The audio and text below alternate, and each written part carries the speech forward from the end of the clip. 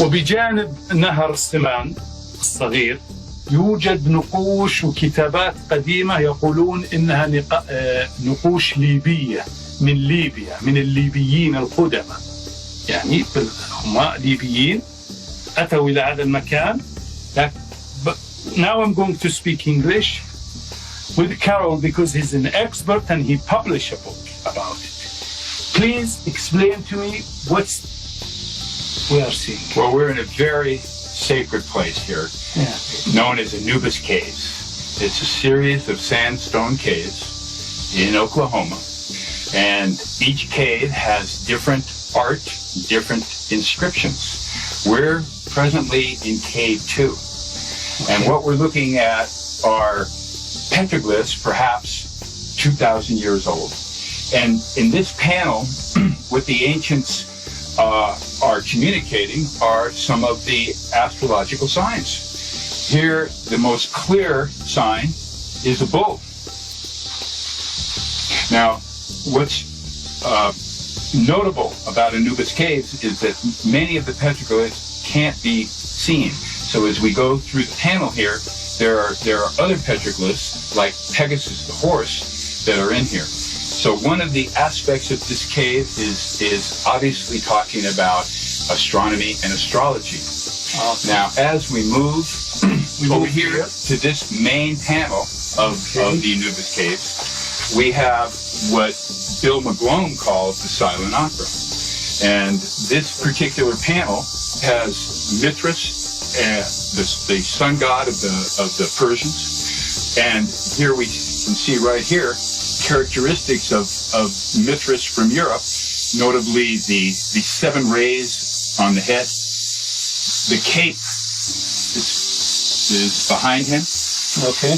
And notice that Mithras is placed between a sun on the horizon, which is the rising sun, and a larger sun on the horizon, which is the setting sun. شمس واضحة جدا. مشهد حواري عمره نحو 2000 عام، أحداثه تدور بين الثنائي إلهي الشمس والظلام. ما إن يحل الغروب في سماء أوكلاهوما حتى يختفي معه إله الشمس في عتمة الكهف. لا قوة تواجه إله الظلام إلا عودة الشمس، يبدأ معها تعاقب الليل والنهار في رحلتهما الأزلية. And notice that the sun god, Mithras, is standing on a cube. Now the cube has importance for the culture because the cube is representing material force, it's representing the earth. So here we have the sun god above and the earth below. Now, another important aspect of this panel is this canine-looking petroglyph, which has been described as Anubis. Now, Anubis is the Egyptian god of night, and one of the classic representations of Anubis is he has a staff that comes out of his back. And so this is, there's also what is called the crown of Egypt. And the crown of Egypt is where the ears are, that Bill and Phil Leonard have interpreted that to be a crown of Egypt, another classic example of attributes of Anubis.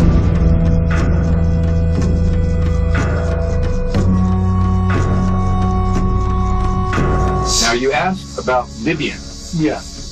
Barry Fell, the epigrapher and researcher, has interpreted Ogham script, which is a Celtic language, but he's also found in this panel Libyan inscriptions. And we will be able to provide drawings of that to integrate into the video and to provide you with the interpretation. It's very hard to see in these lighting conditions, and with side lighting, the Libyan is more illuminated. But it does suggest that we have cross-cultural expeditions here. Perhaps a Celtic ship with Libyan sailors, perhaps a Libyan ship with Celtic sailors. But we see extensive Celtic writing in this cave and in Cave 3. So we attribute most of this as Celtic petroglyphs, Celtic cosmology, Mithras, Anubis, and Celtic archaeoastronomy on the equinox. What makes this site so exceptional is we have multiple equinox alignments at sundown, in addition to alignment on the summer solstice.